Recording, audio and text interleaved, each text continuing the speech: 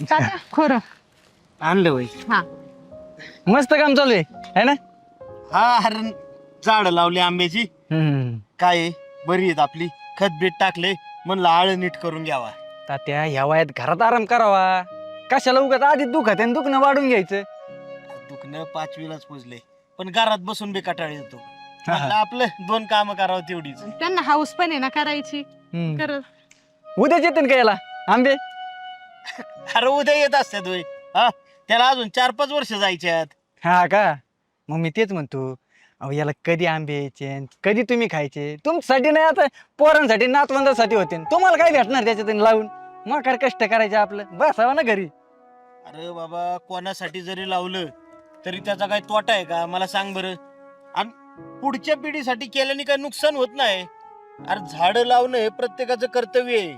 आपल्या मागच्या माणसांनी आतापर्यंत झाडं लावली, वनराई फुलवली, फळबागा लावल्या, त्याचीच फळं आपण खातोय ना.